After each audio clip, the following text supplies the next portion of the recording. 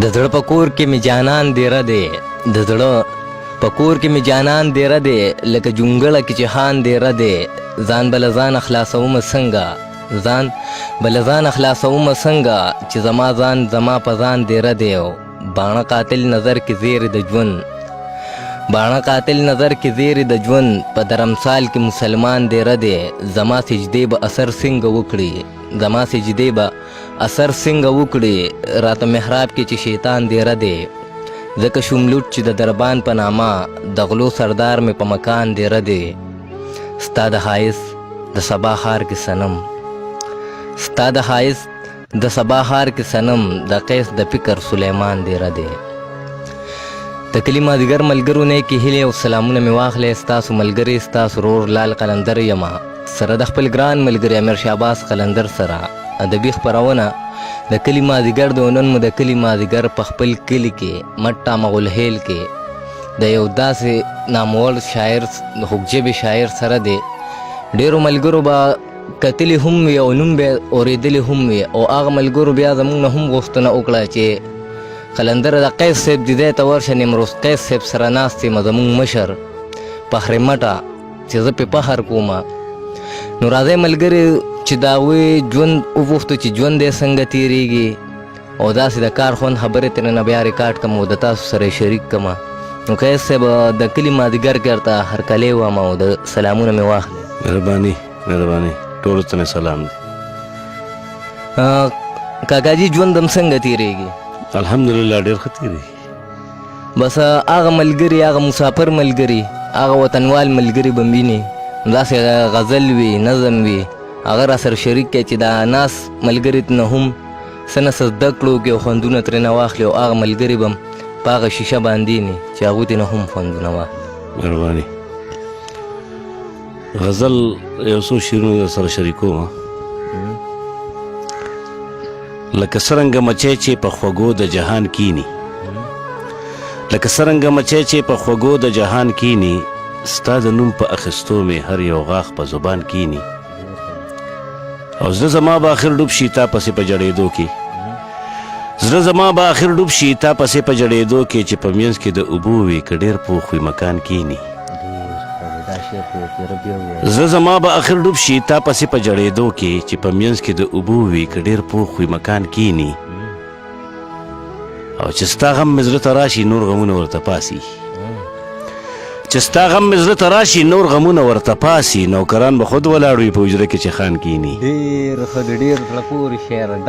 چې ستا غم مې زړه ته راشي نور غمونه ورته پاسي نوکران به خود ولاړ وي په حجره کې چې خان کیني او بې له تا چې مې ژوند تریخ شي ځکه ستا لیدو له راشم بې له تا چې مې ژوند تریخ شي ځکه ستا لیدو له راشم لکه الق چې د چا تریخ شي د الوی په دوکان کیني بې له تا چې مې ژوند تریخ شي ځکه ستا لیدو له راشم لکه الق چې د چا تریخ شي د الوی په دوکان کیني او ستا د یاد طوفان چې راشي اوښکې سترګو کې مې ډنډ شي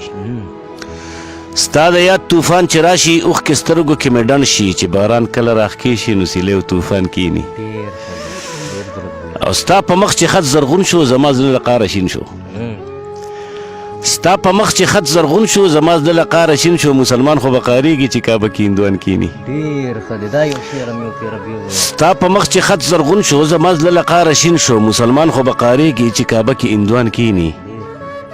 او ستا د مخ په صفت سر شي ترېنه جوړ ښکلی غزل شي ستا د مخ په صفت سر شي ترېنه جوړ ښکلی غزل شي چې په قیس جانانه کله ستا د مینې پیریان کیني د یو بل غزل شعرونه سره شریکوم چې پوه نشي د ماحول په تندي خلک چې پوه نشي د ماحول په تندي خلک هغه تل وي د سوچونو بندي خلک او چې پراته نو پراته وسم پراته دي چې پراته نو پراته وسم پراته دي خپل منزل ته شورلن ګړندي خلک او تش په دې شي پیژندې چې منتشر دي تش په دې شي پیژندې چې منتشر دي بل نوم نه لري زموږ د کندي خلک تش په دې شي پیژندې چې منتشر دي بل نوم نه لري زموږ د کندي خلک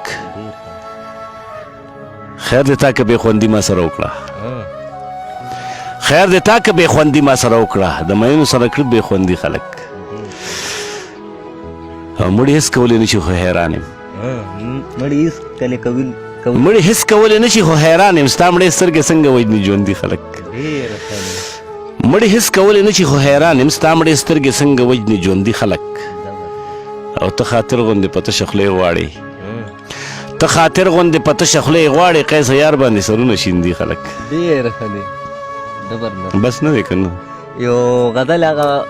ملګرو غوښتنه کړې وه چې قیس صاحب داسې په یو غزل په دوه غزلو باندې مه پرېږده نو